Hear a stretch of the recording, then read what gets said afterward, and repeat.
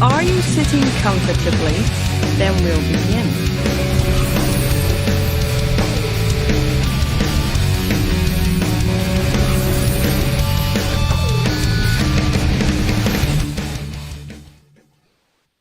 Well, hello and welcome, everybody. It's One-on-One with the Shills, where we take two people with opposing views and sit them down for a proper conversation. And tonight, nothing less than the shape of the Earth itself is on trial, as we have Mike Bertelson and David Weiss sitting down one-on-one to discuss the shape of the Earth. Our host and moderator tonight is none other than the man who literally wrote the book on fallacies. Fallacy Dave himself, David Worley. How's it going? How's it going, Dick? It's absolutely brilliant to finally get this going, because we've rescheduled 2 or 3 times and I've already had a wonderful chat with Dave on my own channel. So that's how we got together, and then we decided we were going to have this proper conversation, because I'm not as let's say, well versed as Mike on certain issues, shall we say. So this should be a really exciting conversation.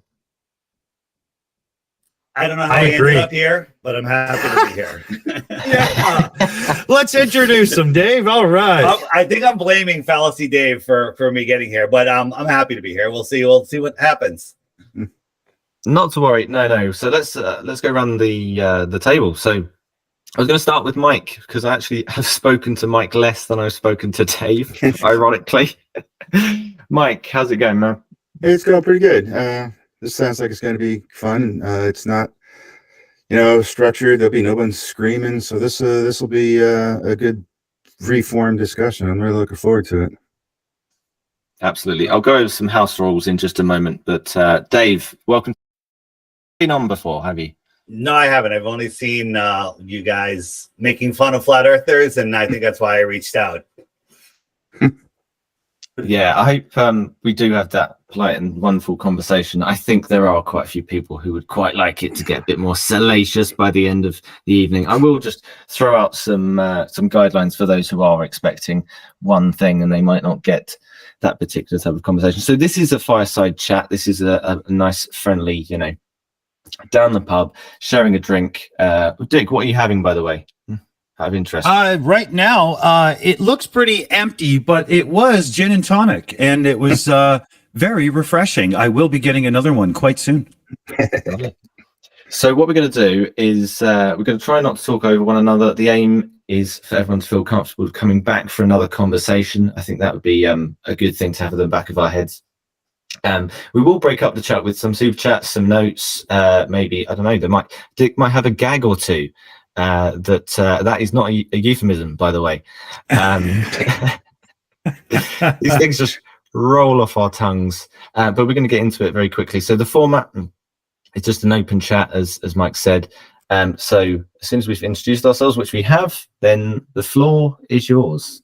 Whoever wants to start first. Dave, you can go. You got something you want to discuss? I've got nothing to start. I think the Earth is flat. You go outside, everything we observe, every test ever done shows that we're not spinning, that we're not. There's no movement to the Earth, and there's no signs of curvature anywhere. There's no way that a globe with air pressure can be adjacent to a void. I'll start there. So if you want to claim the Earth is a globe, let's see where we go.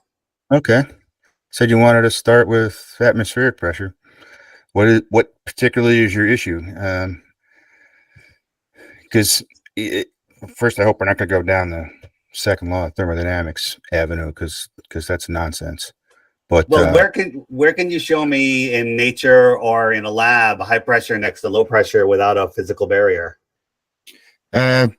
Right here on the planet Earth. I mean, you have. Well, hold on. You're pre-assuming a planet. You can't take it on the planet Earth because we haven't proven that it's a planet yet. So right here on Earth works in flat Earth and globe Earth in your world. All right. Okay.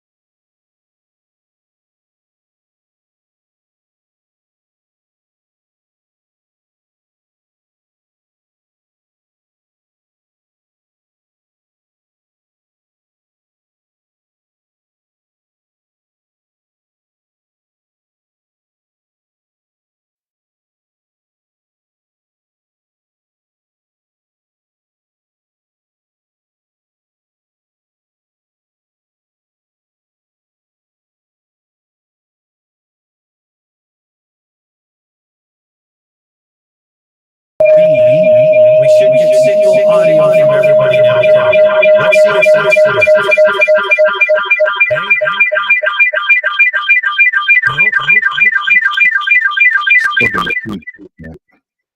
Wait.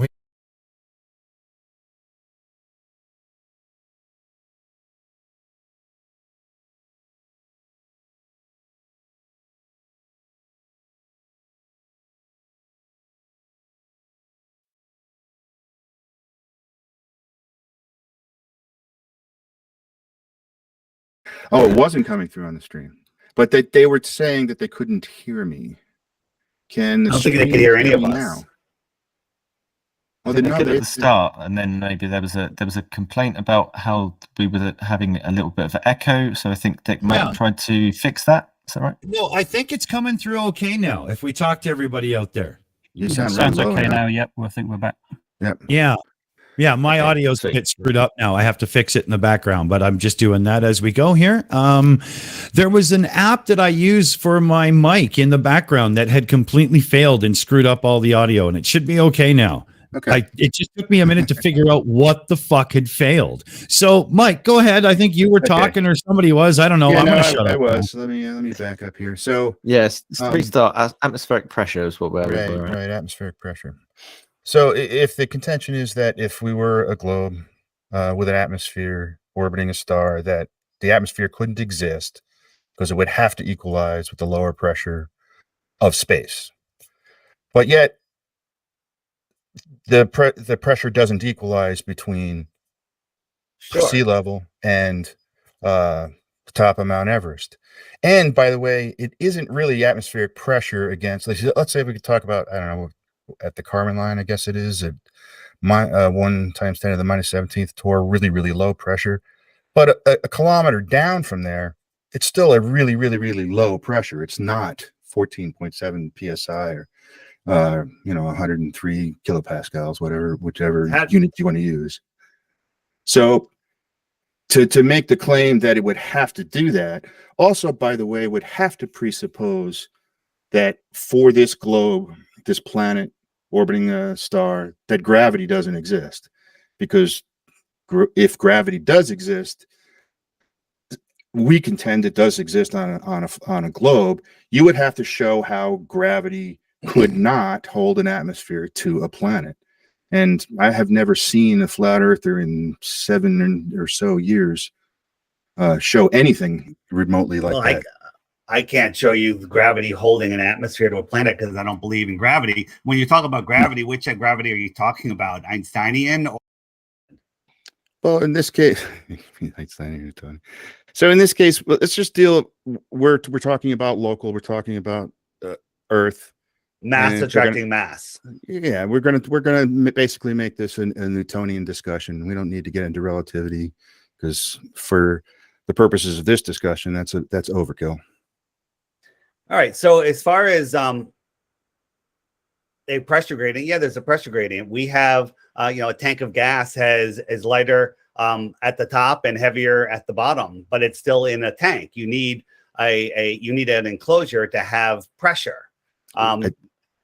You need an enclosure to have pressure, and right. You can't show me any experiment anywhere where you can have high pressure adjacent to low pressure without it equalizing. Well, so, yeah, that's been shown. It's been shown how. Blue Marble Science did it twice. Blue Marble Science. What did they do? He filled a pipe with a container, an unsealed pipe, higher pressure against the lower pressure of the atmosphere. But it was above atmospheric pressure. It had a container. Okay, that's like saying it had a that container. You pour some heavy gases in it, and yes, there's a container holding those gases together. Get rid of the container. Only have a floor, because on a globe you only have a floor. Okay. There's no lateral pressure. But on a globe, we would have gravity, which would allow that to happen, and it's calculable. Okay, so gravity holds the air down. Is gravity stronger at the surface or up high, or is it the same? Well, technically, it would be. It's a question. Yeah, technically, it would decrease with altitude because you're getting farther away from the center of mass, but that would be negligible for the altitudes we're talking about. So the vacuum of space a strong vacuum? I mean, no pressure in space. Like if you sucked a little bit of the air out of a water bottle, the water bottle would collapse. Yes. That's just a little bit of a not even vacuum. That's just a little low pressure, crushes the water bottle. Yeah, that's right. Yes. In your world, the gravity of the Earth is holding the air down. It's holding on to every molecule of air except the few that escape. And how is it possible that I can drink through a straw? Because my vacuum of the weak low pressure of my mouth and lungs is nothing compared to the torn 17 vacuum of space. How am I next to Earth able to stick a straw downwards and just with a little bit of low pressure, the tiniest bit, suck water and air up and away from gravity? Because there's a differential pressure there, and it doesn't need right. Because first of all, you have pressure due to the height of the column, the water in your glass. So you suck a little bit and it will go down. Let's talk about air. Let's just talk about air. If I'm right. sucking the air up and away with the weak vacuum of my lungs, at what altitude could I not suck air up and away? Well, I'm pretty sure you could probably do it all the way up as, at least until you died. So if I got up to the point where we're almost space and I could survive, I could still suck air up and away. How come the vacuum of space can't do that? Way stronger than my lungs. Gravity. We talked about gravity, that, but you said gravity is holding it down. Me using the low pressure of my mouth and lungs let me give you an analogy, because analogies are good, is like picking up a feather, and the gravity of space is like picking up 100 million tons of lead. Okay. Well, because the Tor 17 vacuum compared to the vacuum of my lungs is a difference equal to something around there. I'm exaggerating, but it's something that can't even be compared. So what's the pressure 100 meters below that 10 to the minus 17th Tor?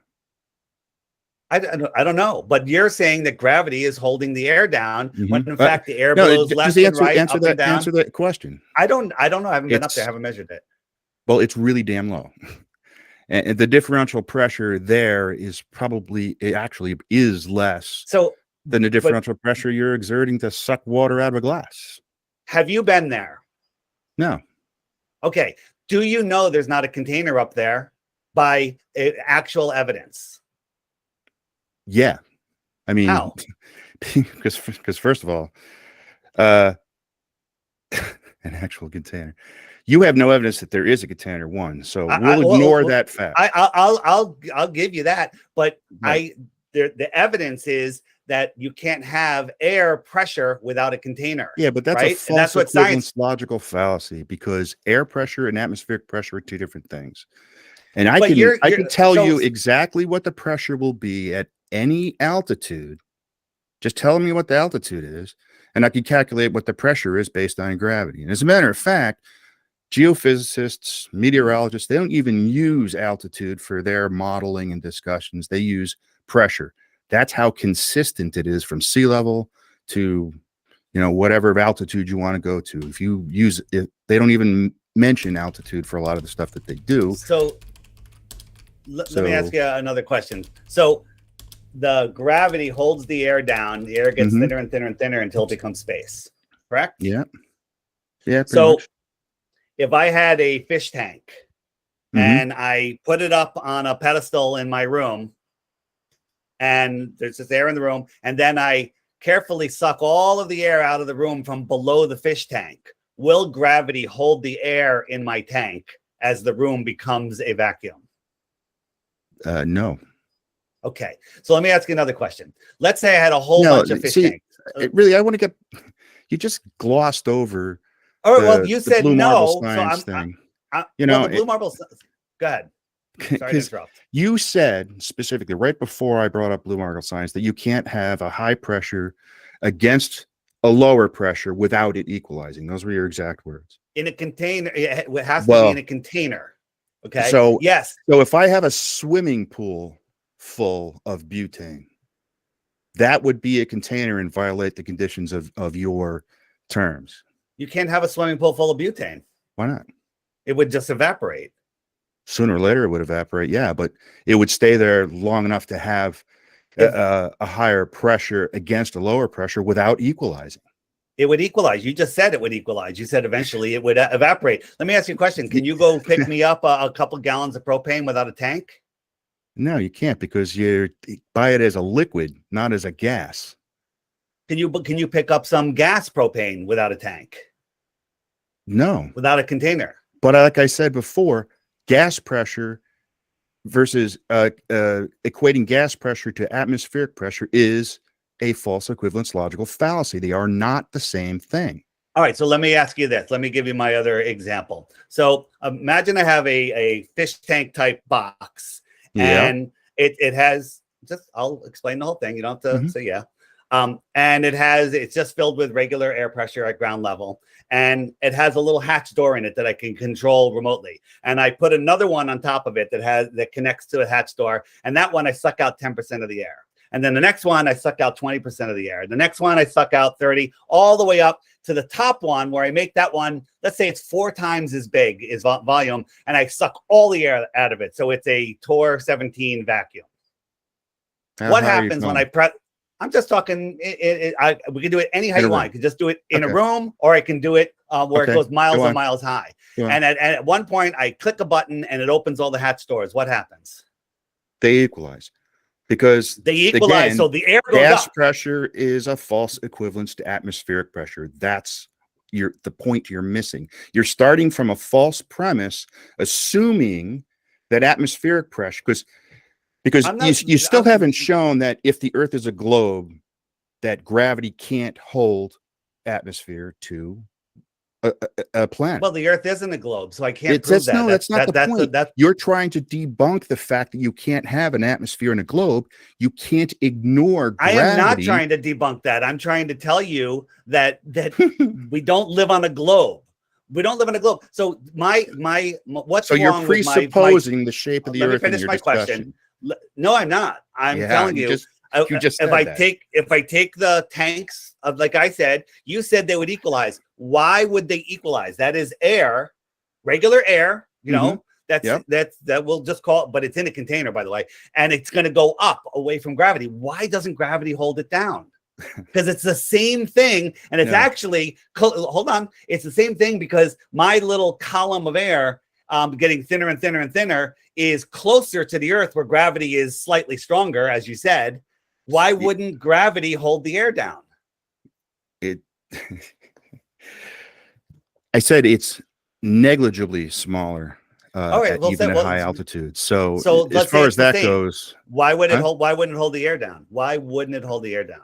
Because it does hold the air down, but it does. The differential pressure that you're talking about in a container has nothing to do with atmospheric pressure. I mean, if you're gonna try to say the Earth is not a globe and here's why, you can't completely ignore gravity. You have to include that in your analysis and assessment of why the atmosphere can't stay on a globe. You can't ignore it. It's an invalid premise on your part. Okay, I think I've made my point, and I don't think you'll see it, so maybe we move on. Okay. If there is no gravity, then how do things fall? Well, the first thing is, when you talk about gravity, you're talking about you like Newtonian gravity, where the apple fell. Thank God a kid didn't let go of a balloon and confuse him. But you've heard the arguments of buoyancy and density. Yeah. And so buoyancy and density, we could agree on a flat Earth and a globe Earth are a real thing. Blimps float, boats float on top of the water, and submarines, can go below the water. So that there is a thing we can come into agreement on buoyancy and density. Are you also aware of electrostatics, that everything has an electrostatic charge to it? Every piece of matter, no matter what? Yes. I'm an engineer, and as a matter of fact, I work in a company that designs and builds those submarines, so I'm well aware of how this works. So we live in this system where the sun and the moon are the anode and the cathode. The salt water carries the current. The land is the salt bridge. And we live in this free energy system. So the sky has a positive charge. The Earth has a neutral or negative charge. The Earth Okay, isn't so moving. where's the evidence that the sun and the moon are cathodes and anodes? Well, there's tons of evidence. I mean, look at the electricity that's coming from the sun. Electricity comes from the sun, measurable, right? We can collect it with solar panels, right? And we can channel that's it. not what you're not collecting electricity. It's actually you're what we are collecting collecting. photons that convert to electricity. That's not the same thing. And where's your proof of that? Because science doesn't even know how photovoltaics works. They have a theory and they can't prove it, just like gravity. Who the heck told you that?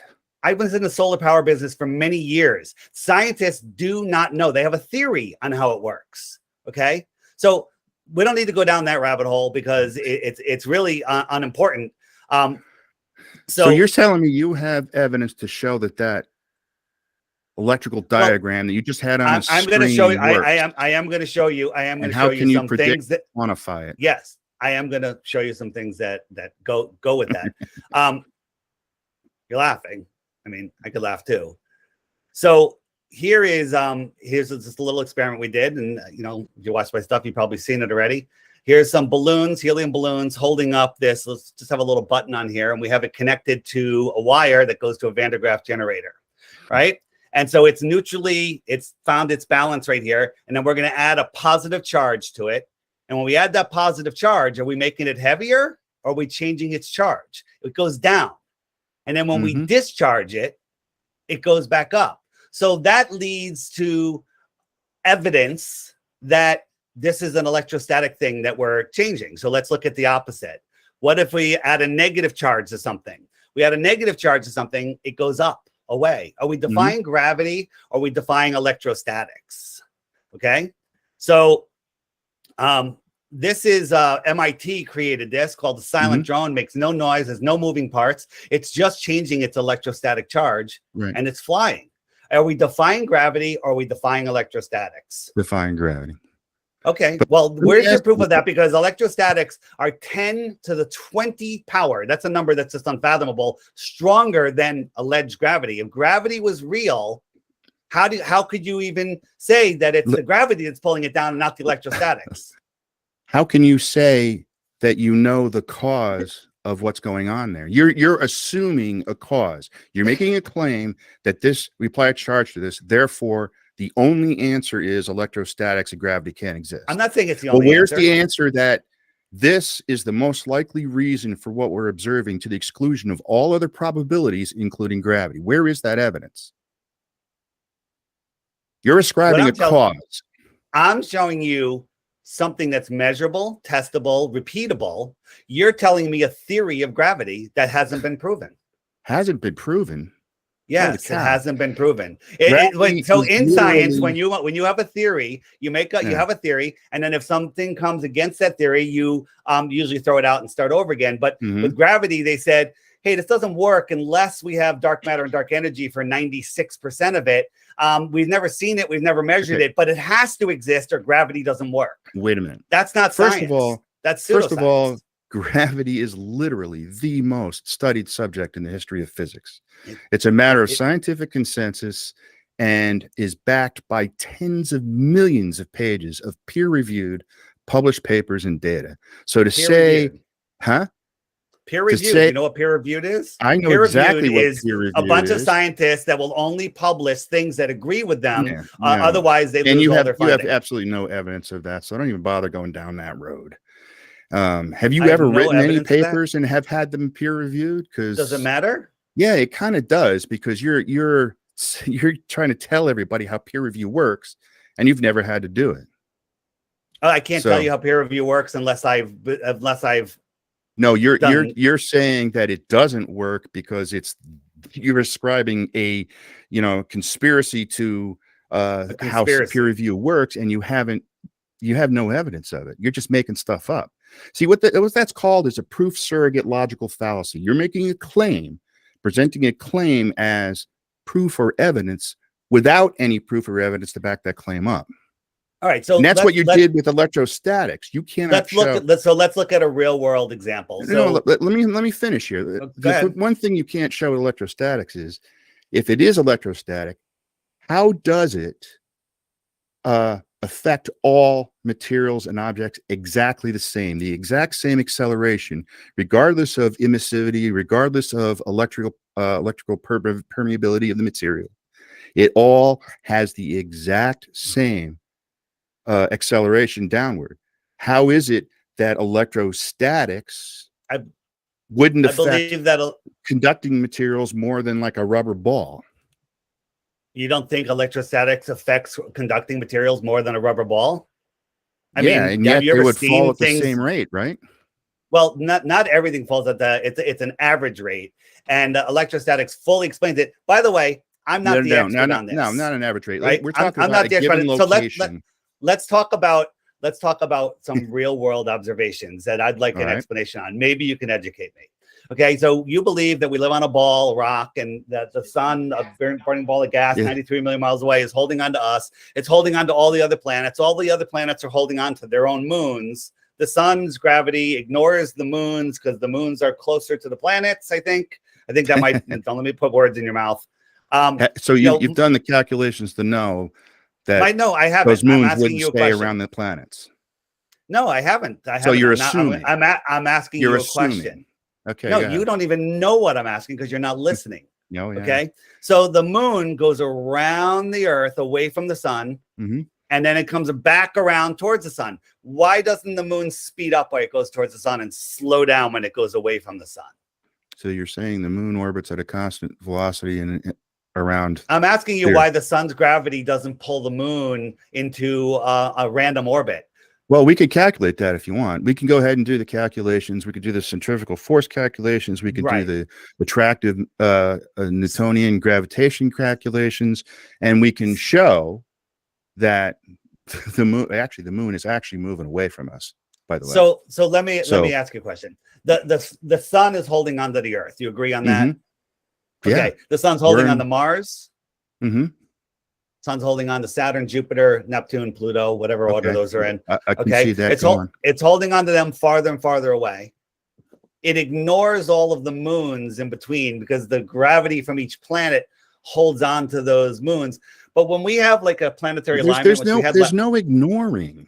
You keep saying ignore as if it's are you aware of the three-body problem? And could decide what it's going to pull on. That's ridiculous. Are you aware of the three-body? We're going to talk about the three-body problem. Well, yes, I'm aware of the three-body problem. Our inability to calculate beyond that has absolutely nothing to do with what we're observing.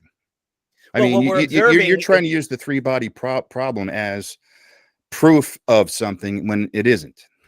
Well, the three-body problem, when we're observing all of these planets and moons and everything going in a perfect clock-like pattern where we can predict where they're going to be for centuries in the past and into the future, and where everything works like perfect clockwork, the three-body problem causes a problem with that. If everything is held together with Einsteinian, Newtonian gravity, and Newtonian gravity, whatever, or Einsteinian gravity, they change it now, how does it keep repeating? How do the three-body problem is an inability to calculate the solar system as a whole. It does not have anything to do with whether or not gravity exists. This is a calculation. It's the permeability. So the universe too complex. The universe has created, boom, our solar system galaxy, and it just falls into perfect order using gravity, which we say we understand, which we say we know how it works, but we can't model it. That's your world? Who says we can't model it? Well, so you can't model. We can model the individual pieces and assemble them. But you can't model them together with their And how is it that we can predict? How is it that we can predict exactly where a given planet's going to be, exactly where its moons are going to be, if we can't model it? How do you resolve that? Yeah. First of all, are you familiar with answer my question? How do you resolve that conflict? Are you familiar with the Antikythera mechanism? Yes, absolutely. But that so does long not before answer my question. Well, it's because everything is in a perfect pattern. They know what it's going to do because it's like a clock. They know. Yes, it is. They know when eclipses are going to happen in years and X number of months or whatever, they repeat the exact same patterns, repeat again and again and again. And so based on that, you can predict future eclipses. That's how. But you can't predict the exact time or path of the of predictions. Yes, they based can. on, no, you cannot. It does not. The Soros cycle predicts time frames. It doesn't tell you when exactly when it's going to start. Doesn't tell you the exact path it's going to take, and whether it's going to be a total eclipse, whether it's going to be. It does not tell you the exact portions of it. You can go download the software and the math, the calculations right now for solar eclipses, and go through all the calculations. And by the way, you have to make corrections for the fact that we're not in a perfect circular orbit, nor is the moon in a perfect circular orbit. And where we are in our orbit, you have to make corrections for all that stuff. And you have to be able, because it's not a perfect clockwork. I know what the Antikythera mechanism is, and it is an incredible piece of technology for the time, but it isn't accurate over long time frames. And this is the big thing. The globe heliocentric barycentric model can literally explain and predict every single real world observation. Everything you can think of to look at in the real world can be predicted based on that model. Yet there isn't any sort of a predictive capability for even not one real world observation on a flat Earth. I disagree. I think the exact opposite is true. So show me the flat Earth model that will predict the upcoming 2024 North American total solar eclipse, its path and timing. Show me how that's done. Just look at I think the Antikythera mechanism will do it. And you know how NASA predicts? The Antikythera mechanism. So where are you getting your prediction from? Are you getting it from NASA? Yeah. Okay, actually, where's NASA getting it from? It's getting it from the Fred Aspernak. That's where NASA gets it from. The same guy. That's where NASA gets it from. It gets it from one guy. Go to NASA's website, read where they get their predictions from. One guy, Fred Aspernak, I believe his name is. It's not one guy. There is one manual for doing the calculations that was created long before the globe. And well, no, the cycles, like I said, the Soros cycles going all the way back. Yes, that was before the globe. That was just based on observation. It is repeatable because, we're in a limited orbit. This moon's got a limited orbit. So you can, if you watch long enough, predict the basic timeframes when these things are going to happen. But none of that will tell you the path. None of that will tell you the actual times. None of that tell you who on a planet would and would not be able to see it. So if you, I'm just saying that you're looking up into the sky at the lights in the sky that you can't prove how far they are, how big they are, what they are, and you're using that to prove the shape of the Earth. I prefer to stay down here on the Earth and do measurements here with things that we don't have to believe. Oh, I'm looking at a star, the North Star, 433 light years away, where it's provable at 2 light days away you couldn't see it. Okay. But I'm looking at all of these stars that are massively different in size, but they all have no parallax, no matter what. Why can't flat earthers predict a single real world observation? I disagree. With the accuracy, why don't you have accuracy that we can? Why don't you have Austin Whitsitt on here? He can show you some stuff that he's memorized better than I have. I'm talking to you. Why is it that you guys can't? I disagree. Let's say here's a perfect example. I'm in my neighbor's yard. I have a ramp that I'm going to launch a baseball across into the center of my pool. Now, using gravity and globe calculations, I can tell you how much force I need to make it land in the middle of the pool, how far under the water it's going to go, and then how far into the water it's going to float. Do that using only buoyancy and density. Tell me how you do that. Well, I think the same way that you're doing it, but you're pre-assuming a globe Earth. Okay. No. We're not arguing that things fall at 9.8 meters per second. You're the ones pre-assuming there is no globe. Well, no, based we're not. on personal all of our observation. common sense, all of our every sense that we have tells us that we're not and that's your spinning. Personal belief that what you see is what you think it is. Like I said, I'm talking about. I have a model that works for every single real world observation, every one you can think of, and you can't predict one of those. Well, see, you're making a claim. You're saying everything. Let me show you some things that don't work on your model, such as we can see too far. There's not been a flat earther who has produced a video or a picture that is not explainable on the globe. Not one. Explain this on a globe. Explain this on a globe. There should be 59 feet of curvature at 9.4 miles, and we can see the surface of the water long beyond it. You want to explain to me why the farther away platform, the bottom of it is above the closer platform? You want to explain to me why there is a massive distortion? There is some distortion, but why can we see the surface of the why can we see the surface of the water? Because of the atmospheric refraction is so bad in that picture. Okay. That is absolutely, you can't provide me any data. How about this? Hold on. You cannot provide me a single bit of data to show that picture represents what you say it does. It's your claim, your proof surrogate logical fallacy. How about this? This is Illusion France. I'm sure you've seen it. You've been around for a long time. We could see Mount Canigou is out here. You can't see the light that's bouncing off of it because it's 175 miles away. But as the sun moves away, when it's in line with it, all of a sudden you can see Mount Canigou. According to Globe Math, the very top of Mount Canigou should be over a half a mile below the surface. Based on what? Is that based on the curvature calculation? Side. Is that hidden altitude or physical drop? Curvature. The amount of curvature you shouldn't drop be. Should be hidden size. Hidden curvature.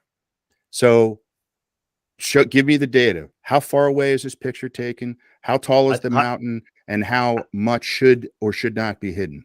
The top of the mountain should be a half a mile below. I don't have the numbers at the tip of my fingers, but there's plenty of videos on it. At least provide plenty of videos on it, and there's plenty of videos on it that have all of the data. I just don't have it at the tips of my fingers. Yeah, so what are you saying? If I showed you that these numbers do represent something that doesn't work on a ball, would you agree the Earth is not a ball? If you show me the numbers, I will show you that it does work on a globe. Guaranteed. 175 miles away. How much curvature is in 175 miles? All right, let me pull up a couple of these. There it is. No, not that one. What is the height of the observer? Again, I don't have the details on it right there, but if you just add 100 miles, there's at 175 miles, with assuming just standard refraction, you have You're assuming standard refraction. There's no such thing as standard refraction, right? But you have to account for something. You can't just say refraction doesn't exist, right? Wait a minute. So you can't just ignore refraction, right? You have to make some assumptions about what it normally would be. Is that correct? Or do you just want to plain ignore it and work with just the geometric values, because of course that works in your favor? So what is it that you want to do? I want you to if you don't know the height of the observer, listen, I don't have it. So it's a moot point. We can move on. But the other excuse is when you find out that it should be behind, when you find out it should be hidden, is your answer going to be that the sun and the mountain are below the physical curve, but they're refracting up and stopping at eye level? Will that be your answer? I'm asking you a question. Refraction. I'm asking you a question. Mm-hmm. If the numbers show that it should be hidden, is your answer that the mountain is below the curve, the sun is already set, and it is refracting up? Is that your answer? It's probably going to be, because then that's it. We can move on. We can move on. Standard refraction makes everything bounce up to eye level. The stuff in front of it, the stuff behind it, everything stops right around eye level, even though it's below eye level. Well, that's the problem with your black swan picture. That has huge atmospheric refraction in it, and that's why it looks as distorted and Right. and So the geometrically impossible as it is. the water in front of it refracted up just enough, and the water behind it refracted up more. And even though it's a curve, it just Which is literally why the everything just lines up beautifully. No, it doesn't line up that's a- beautifully. That's why your farther away platform, the bottom of it, is actually above the bottom I'm of talking the about the closer surface of the platform. water. The surface of the water. There is No, thing called no. atmospheric You have to take into compression. account the platforms too, because that's how your contention, right? So you can't. You have to take the picture as a whole. You can't like cherry pick what it is when you want to discuss and ignore everything else. Well, there's definitely distortion over time. There is no physical horizon. Our horizon is optical, and it changes daily because we are looking through the densest medium across the surface of the Earth. Right? You've seen my sun fade out, where the sun goes away. It doesn't set. It just disappears into the thickness of the atmosphere. It doesn't set. Why? Have you not seen that?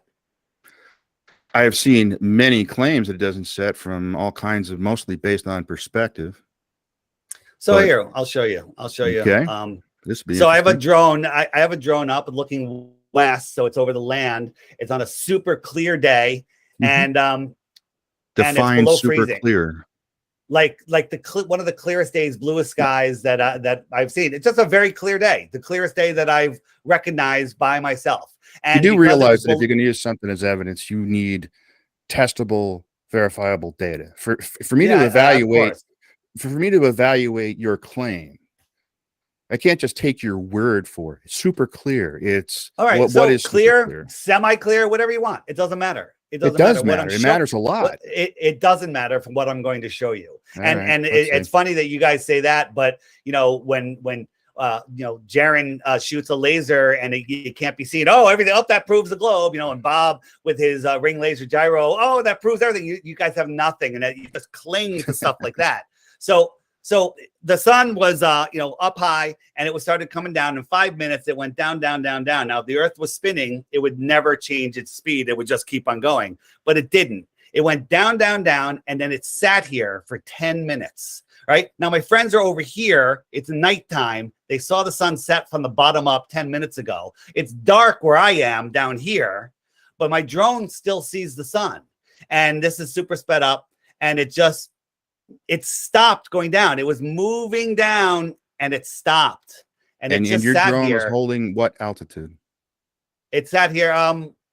That's a great question. What was it? I have it written down. Was it 3,000 feet? Something like that. It's a good drone. Yeah, it was up there. It was up there.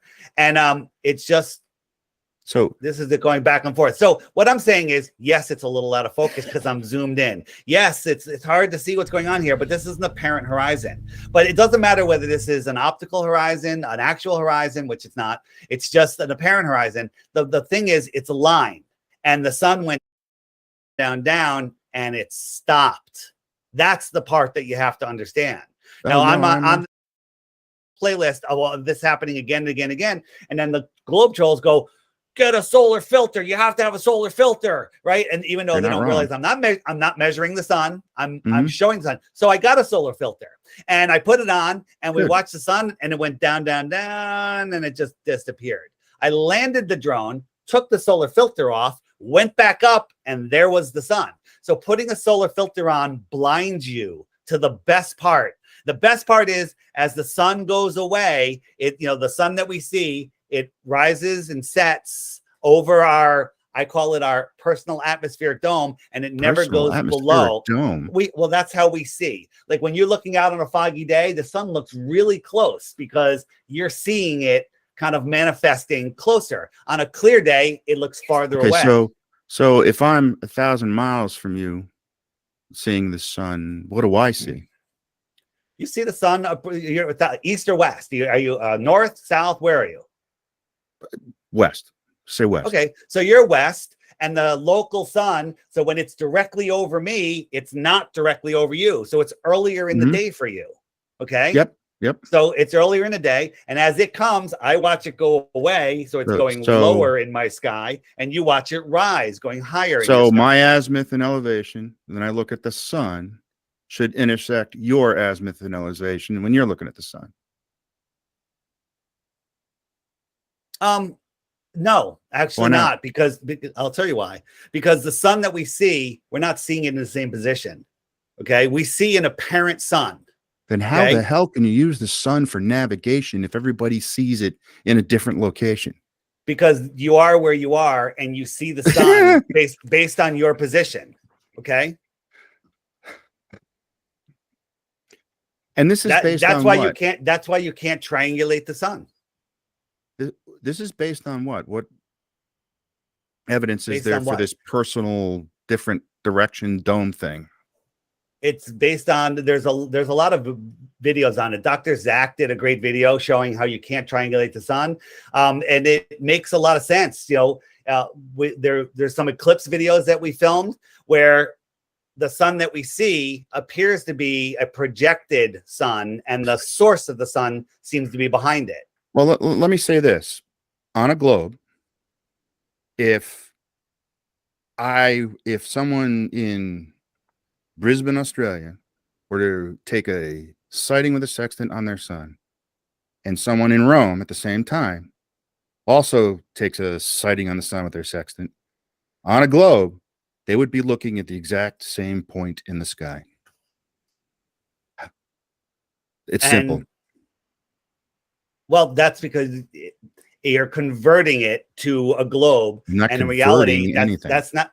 Again, you're still looking up at the sky. You're calling standard refraction on the ground when we see things that we actually see. You believe that they're below the curve and they're refracting up. Are you So saying there's really no such thing as atmospheric refraction? There is, but you're Okay. as I pointed out There. in Mount There we go. Canigou, It in Mount exists. Canigou, that you believe that Mount Canigou and the sun are already below the physical curve and they're refracting up magically. I don't believe that because I don't know the data, because you're just making a claim without data. You said if I prove to you that the distances would put them that far below the curve, that would be your answer. Okay, that's all I need to know. I really can't go down that any further down that path. So you're gonna make a claim without any data no that I get what? to evaluate, and then say that because I would include refraction in my analysis, that would be what? What are you saying? What does that mean? My point is, you think that that's a possibility. I don't. So we're at a disagreement. We can agree to disagree. What do you think atmospheric refraction is then? Atmospheric refraction will move things a little bit. You know, we'll block things, we'll mirage things, but they won't lift a mountain and a sun that's below a physical curve up and stop it at eye level. Why doesn't it lift it up higher? So is this argument from incredulity logical fallacy, or do you have some data to back that up with? Do you have any data to back up that it can actually do those magical things you're talking about? Yeah. I mean, let's take the world record distance. It's like 443 kilometers. Gaspard, I think. That you can only see if the atmospheric conditions are perfectly aligned for that. 99% of the time, that picture is impossible to take, and you cannot see the peak. Yet, you know, that one time that the atmospheric. So, what was different on that day than all the other days when you cannot see that? So, you believe in refraction, yes? You just said you do too. So let me ask you a question. If you believe in refraction, no, answer my question. Don't ask me a question when I ask you a question. Good. Repeat your question. I'm sorry. Okay. Why is it that world record distance picture of Gaspard, 443 kilometers, is rarely visible? Why is it that all the other days, 99% of the time, you can't see that mountain from because the atmosphere, took it? Right. Because the atmosphere blocks your vision, just like you can't see Mount Canigou. It's far away. Claim. So hold on. On a foggy day, I can't see New York City. On a clear day, I can see New York City. On a slightly hazy day, I can almost see it. There's different days I can see different and the farther you go, the better the conditions have to be. The better conditions have to be, the more rare they happen. What about the atmosphere does that? Just a clear day, humidity, pollution, everything else. There's a whole bunch of things that do it. So yes, visibility changes across a flat plane. You're pre-assuming a globe, but in reality, you're talking about a clear day on your pre-assumed globe. I'm talking about a clear day on our observably flat land. So you're saying 99% of the time the atmosphere is really crappy and you can't see that. Absolutely. 100%. And you can't back that up, but that's okay. I can't back it up that the visibility on most days is crap. I can't back that up. Go outside and look at the sky. Look what's going on in the sky. Look how polluted our skies are. Can look you at all of the quantify it? nonsense. That's what I'm asking you. Can you quantify this claim? That there's different visibility on different days? Quantify, not. How do you want me to quantify? Go outside and look. Do you understand what quantify means? Quantify means that you can use your claims to predict when we can see that mountain peak. That you can use those claims to be able to tell why we can on certain days and why we can on other days. So why can we see the Chicago skyline on most days? Because and why isn't it why? Well, and why is it that we can't see the entire 50 Chicago miles away? Skyline? Why is it that you can't? Well, it's not. We can go over that. From the picture you're talking about from the Indiana Dunes, it's only like 33 miles away, but can that's go all over right. Why we don't see all of it. So let me ask you a question. Can you quantify that it's rarely seen? Yeah. As a matter of fact, if you go to the website for Beyond Horizons, it describes to you how hard it is to take that picture because it's important. So here's my observation. The farther something is, the harder it is to see, the better the conditions have. The better the conditions you need are the more rare. That works perfectly. But getting back to your person, hold on. I've been trying to get back to something you said a while ago. You had somebody in Rome, somebody in Australia, you're looking at the sun and they can line it up and it shows exactly where the sun's supposed to be. What about refraction? Wouldn't the sun be in a different place because of refraction? That's why there is, in the dip correction factor for the use of a sextant, there is a correction in those calculations for refraction. That's why. It's already built into the dip correction factor. Have you ever used a sextant? I have one. Have you used it? I've played with it. I'm not, I got to get better at it for sure. So do you know what the dip correction is? I know of it. I haven't used it enough to claim any confidence in it. I've actually replicated the calculations. I'll have to scan it and get it to you. But I replicated the calculations. And in order to make to match what's in standard dip tables for your height above sea level, you have to account for 1, the radius of the Earth, 2, some sort of refraction, and 3, atmospheric where's it going? Atmospheric refraction and the radius of the Earth. Yeah, you need to account for both of those and your height above the water in order to be able to replicate those tables. There is no way that you can replicate those numbers on a flat Earth without accounting for radius and atmospheric refraction. Well, where did you get your radius from? Because geodesy is like it's been studied over and over. I can't tell you the number. You can go to MIT right now and take their surveyors classes online for free, by the way. You can order them online for free, and it will teach you everything you need to know about that. So surveyors are just looking, they're looking forward. They have a pre-assumed globe, and they take average. Hold on. You keep saying pre-assumed. That's incorrect. Listen, because you don't get to say when I'm talking, I get to say something, and then I get to finish what I'm saying, and then you get to say something. Let's have David just finish his point, and then I've got a question. Yeah, I haven't finished a single point. So in the Geodesy manual, everyone freely admits that they pre-assume a globe, and anything that falls outside of that pre-assumption, any measurement, they throw it out, and then they do another measurement. Throw it out. They do another one. Oh, that one fits in. We'll keep that one. And then they take the average. They throw out everything that falls outside their pre-assumed model. They freely admit this. Geodesy out. First of all, no value. I take offense to this thing because you are pre-assuming the Earth is flat, yet when my discussions, you try to shoot my stuff down because I'm pre-assuming the globe. No, you can't do that. You know, you can't have it both ways. So, you know, let's stop with that part there. We'll move on. That's not how it. Have you taken a surveying class? Have you? No, I have not taken a survey class, but I've done plenty of research, right? So you believe in this model, right? That this is happening, that we're flying through space, moving in 4 different directions at once. Yes? Great exaggeration. It's a great exaggeration. Of course, it's spinning. Yes. It's totally, but we're spinning at 66,000 miles an hour. No, spinning at 1,000 miles an hour, orbiting at 66,600 miles an hour, chasing about 500,000 miles an hour. And the whole thing's moving sideways. We won't even discuss that. Okay. Yep. And all of those are curved trajectories. Yep. Okay. At speeds that are unfathomable. Right. How does any liquid stay flat and stationary, just like we see it?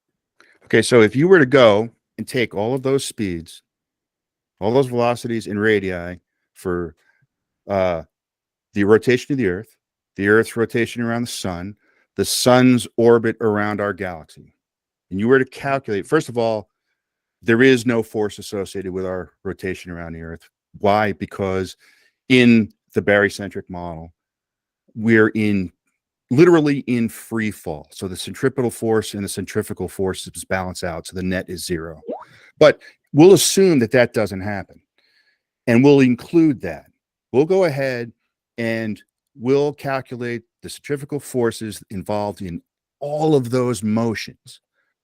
And you want to know something? They are orders of magnitude smaller than gravity is on the surface of the Earth. So that when you do the vector, when you do the vector sum, no, I don't have to, I can quantify that.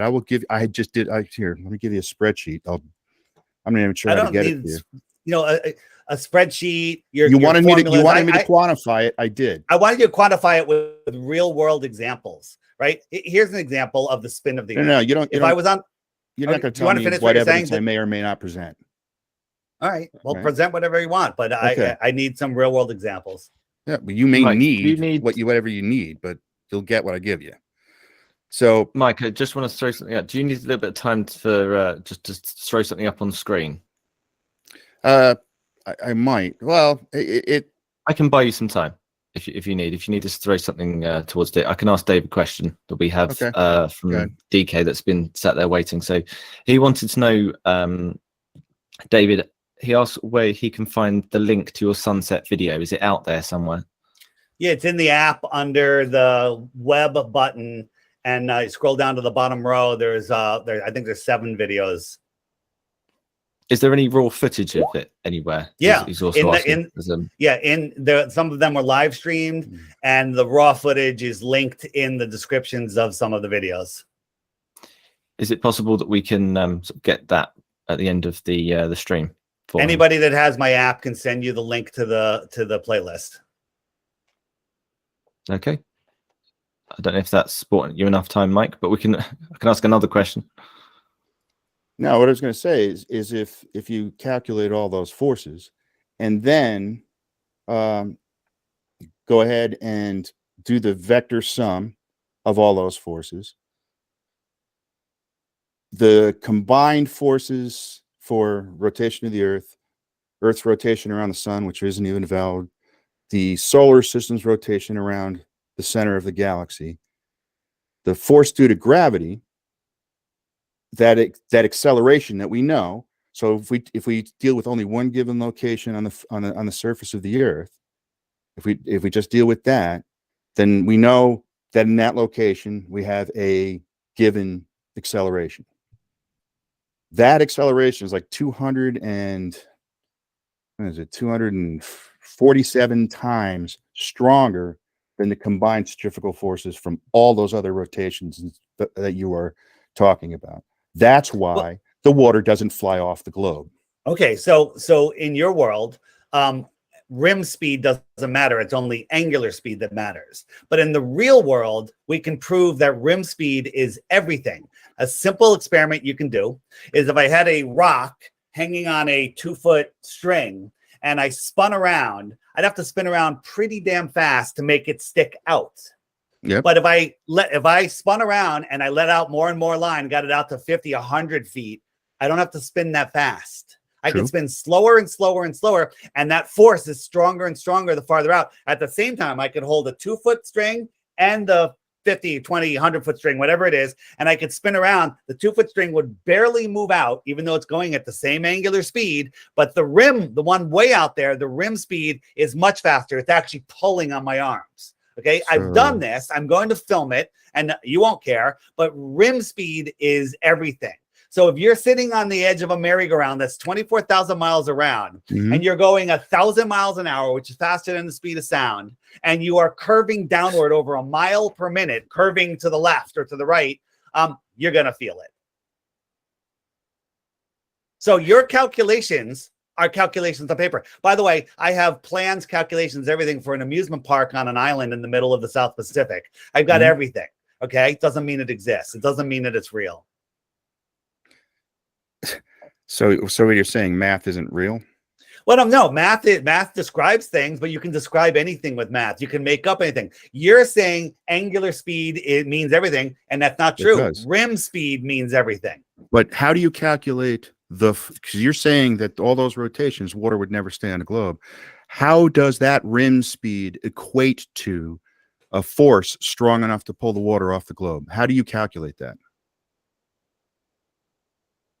Because it would actually explode. That, I don't have the calculations. Explode?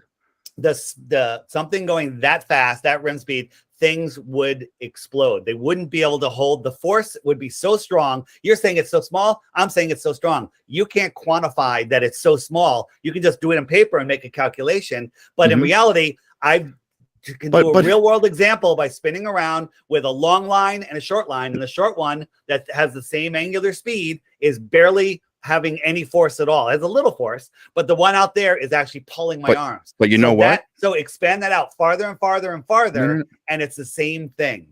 But you know what?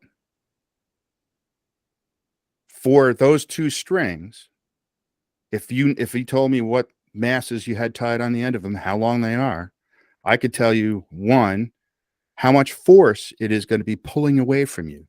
And you could put it on a strain gauge as you're doing this, and it will exactly match what I tell you it is. As a matter of fact, if you told me what the material of the string or rope is. Okay, so would you agree that if I had it at 100 feet, if I made it go out to 200 feet, that it would be stronger? No, you're missing my point.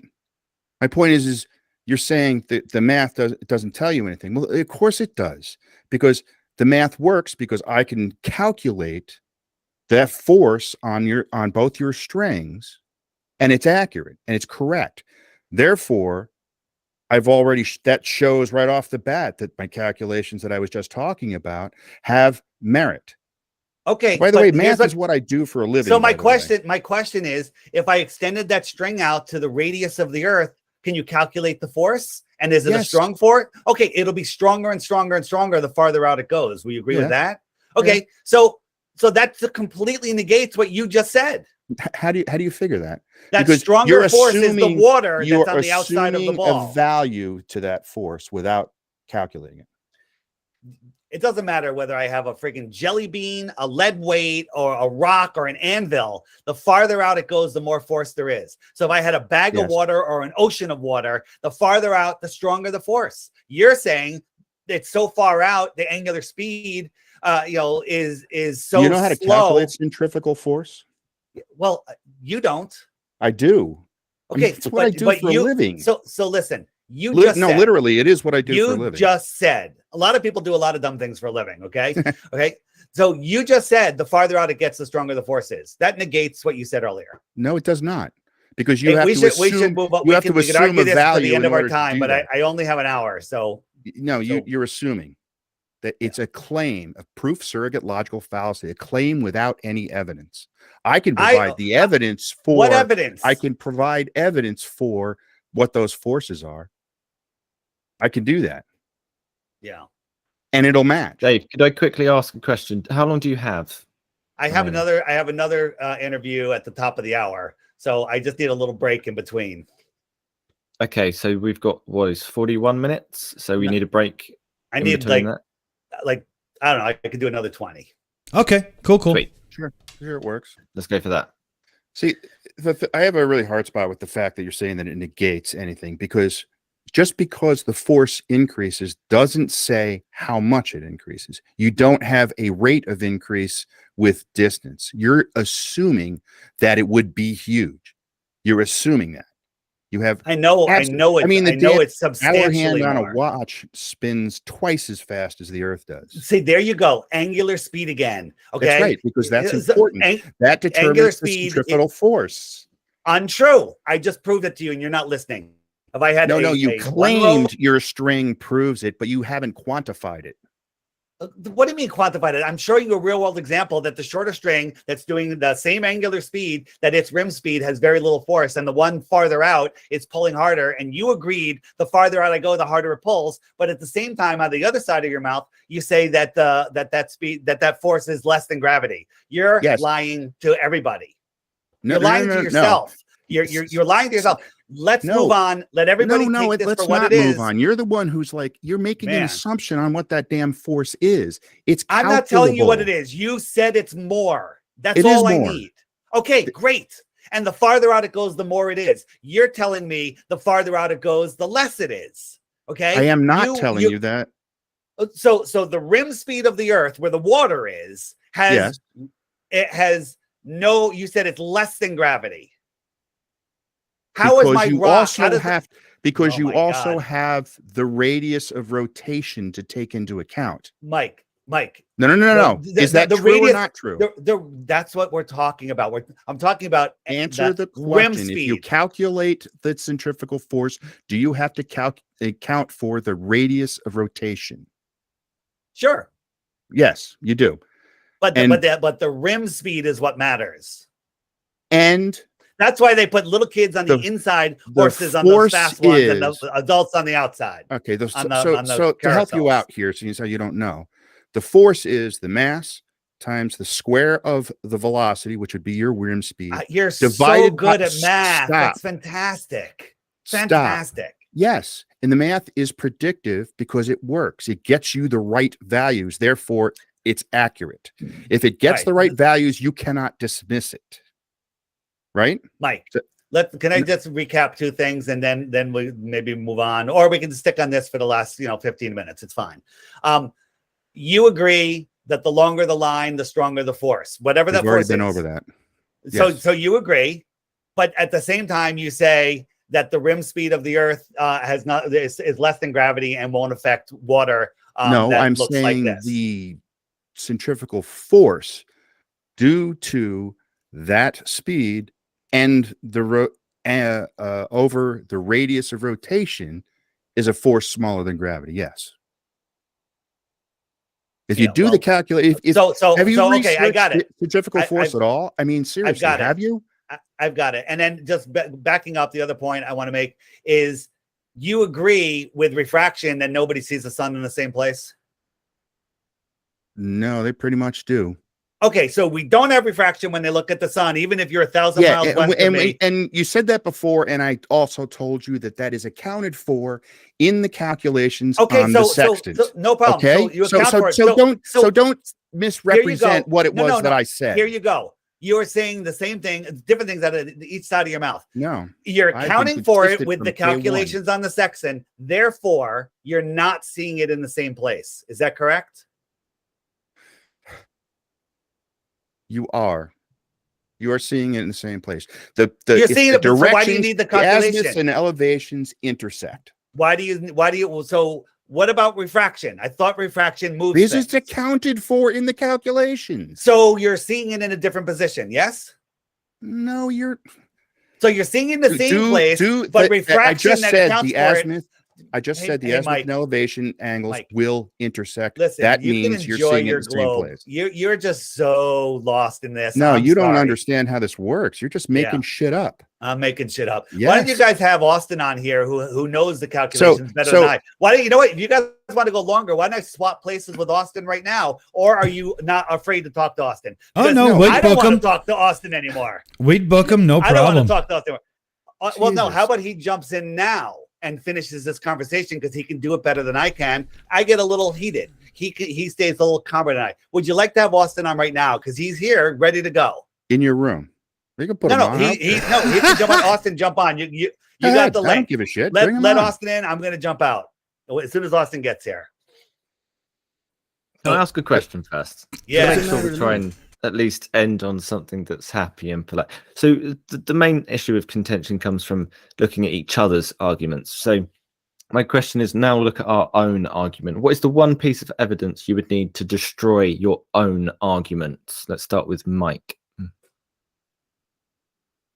I would need a working map of the flat Earth. I mean, all of the claims flat earthers make about the sun and locations and personal domes of visualization or whatever the hell you want, none of that works if you don't have a working map of the entire flat Earth. None of it. So if there was a flat Earth where the dimensions from point A to point B, from any point on the surface of the Earth, were accurately represented on a flat map without using a correction factor, that would be good enough.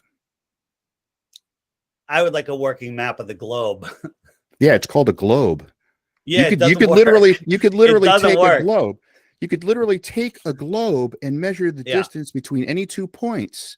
Yeah, you can go from Santiago. You can go from Santiago to Australia in that distance. Yes, it'll match observed reality every single time. It's actually not true. You're just making up stuff now. No. Show us that it's not true, because I've done it. Actually, I have a video. I should upload it because I did that on my globe, and it worked every. So you believe time. You believe science proves things? Science learns. Science doesn't prove. Science gathers evidence and presents postulates, theories to support that evidence. Where is a single model for a flat Earth? Where is one that's a model that is verifiable, testable, a model that is predictive? Predict the path of the 2024 eclipse, the times and the paths. Let's see you do it. Why don't you predict it with your globe model when the eclipses have been predicted in the past, long before the globe was ever invented? I will do those calculations. It may not be as accurate as the computers that are used by universities, but I will be close. You couldn't even come anywhere near. I'll do it. I will go off and do that. Be a good challenge. Both people go off and do it and come back and report back in a week. Are there any particular test conditions that you want to apply to the other person at all? Test conditions? As in, I would like any test to be provided with, data to be examined, and because what they do is they're all claims. Every time I've talked to and debated with a flat earther, there has never been verifiable data for any of their claims. And I just want to see experiments that have testable, repeatable data that allows me to replicate whatever test it is that they do. I don't care what it is, anyone. Is that same link gonna work for Austin? I sent them the link, the same one you gave me. I'm not sure. That's a question for Dick. Oh, well, we're not going much longer anyway. So I would much rather. He's jumping on right now. Oh, well, that's not going to work out because I've got it set up. So when you're done, we're done. And, we're going to move on and do another show after. And, but I'll book them. We could schedule them another time. Yeah, we can book them in. That's fine. Oh, yeah. Yep. I've got one more question I could throw out there as well. On a scale of 1 to 100, how confident are you that you could accurately describe the other person's argument?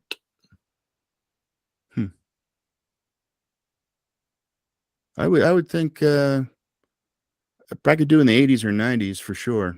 I've been doing this long enough to be able to do that. Dave, you're muted? Mute. Sorry. I can't hear him. Yeah, neither do I. Yeah, he's only muted in Meet.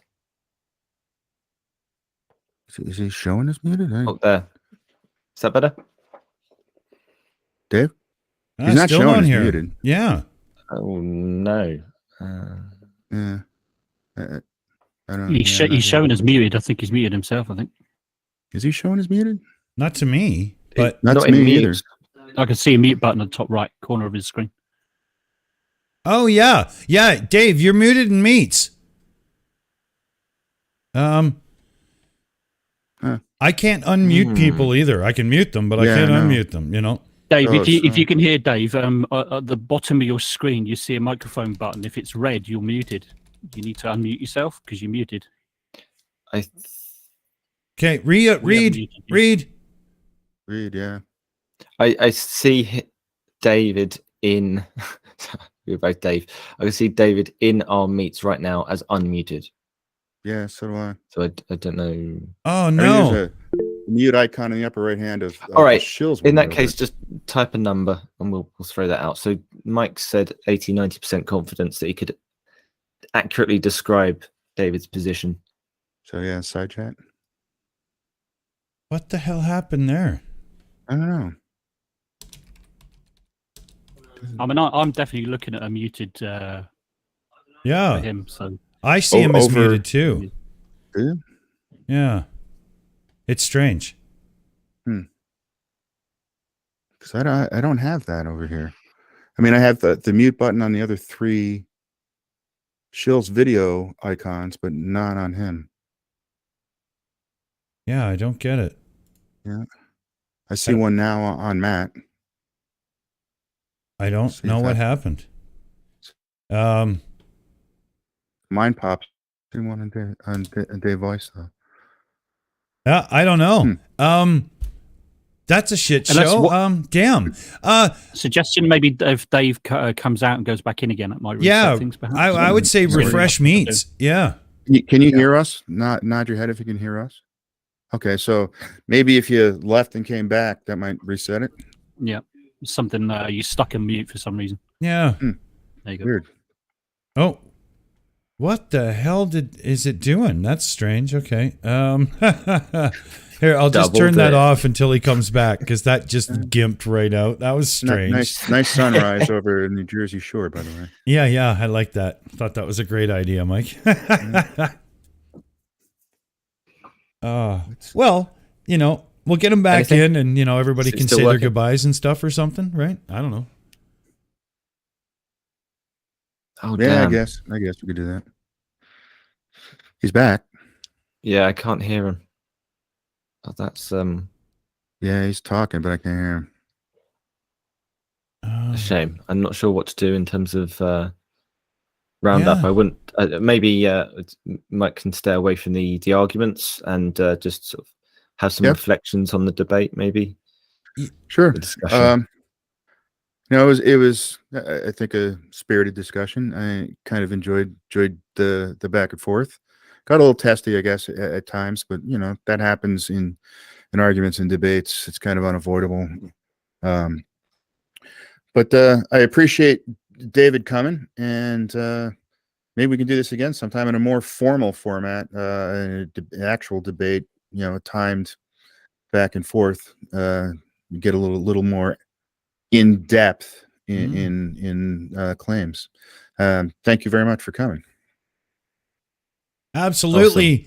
I wish we could hear Dave right now, but I know that he would be, saying he was happy to be here, I'm sure. And although he's not really agreeing with any of Mike's claims, he had a good discussion and was, was happy to take part. He's going to remind you to look in the description of this video because we have links to the Flat Earth Sun and Moon app in there, and we have links to the Flat Earth podcast as well as Deep Inside the Rabbit Hole, the YouTube channel, and I put the whole works that you sent me over, Dave. So if you want to follow David Weiss and his journeys and everything he's about, everything you need is in the link in the description, and you should be checking him out because you saw him here, and that's how we roll, right? There's the Sun and Moon app right there, Yep. So on that note, FlatEarthCave.com, everybody noticed that. yeah, perfect. So check that out.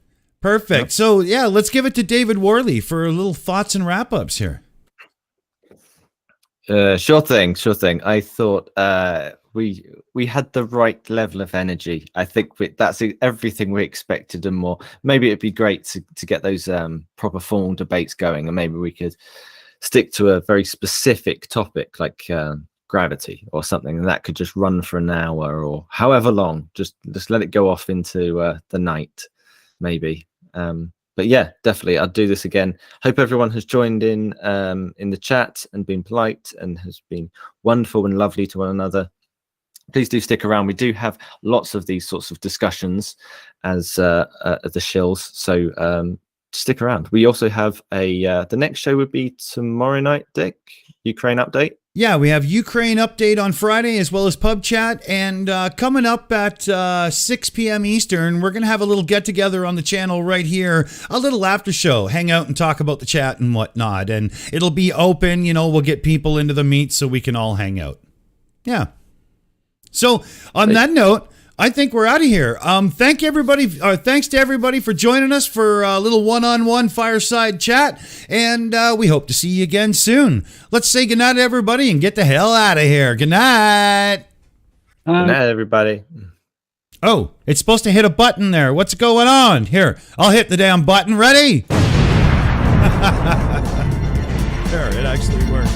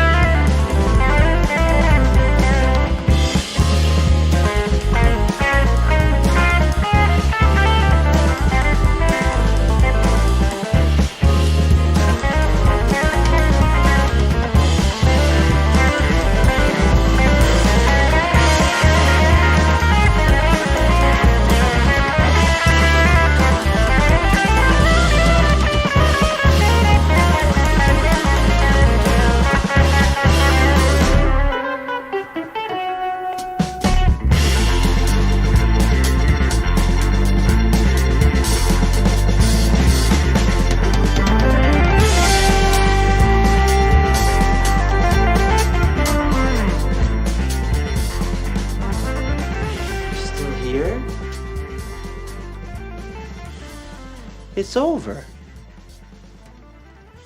Go home.